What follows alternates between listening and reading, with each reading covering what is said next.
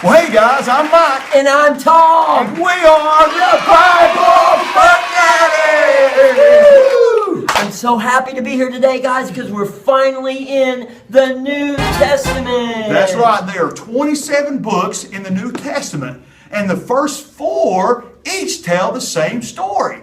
These books are all about Jesus. Right. The first 4 books are called the Gospels, which means good news. Jesus, born to this earth to save the world from their sins. That's right. Now, Gospel number 1 was written by a guy named Matthew. Now, Matthew was a tax collector before he met Jesus.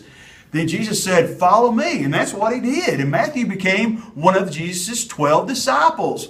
Now, Matthew's book is one of the longer Gospels, so let's put our hands together and make a big M for Matthew. Right. The next gospel is the smallest of the gospels. It was written by a man named Mark, who wasn't actually a disciple.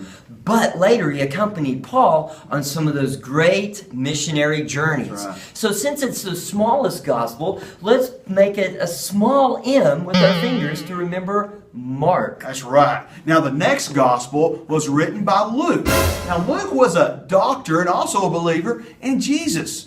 Luke wrote his book to encourage the believers and prove to skeptics that Jesus was the Son of God. So let's make an L with our fingers to help us remember Luke. And finally, we come to John. John was one of the disciples of Jesus, also one of Jesus' closest friends. But now, John, the book of John is different from the other 3 Gospels, especially in the way it opens up. In the beginning was the Word, and the Word was with God, and the Word was God, and the Word became flesh and dwelt among us. That Word is Jesus. So let's make a W, which stands for the Word, to remember the book of John. That's right.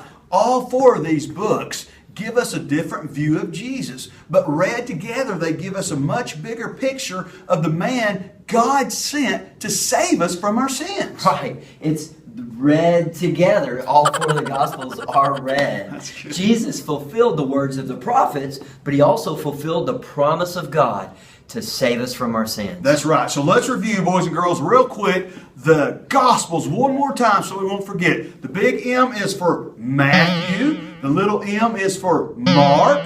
L is for Luke. And W stands for the Word in John. That's right. So the Gospels, they are the turning point of the whole Bible.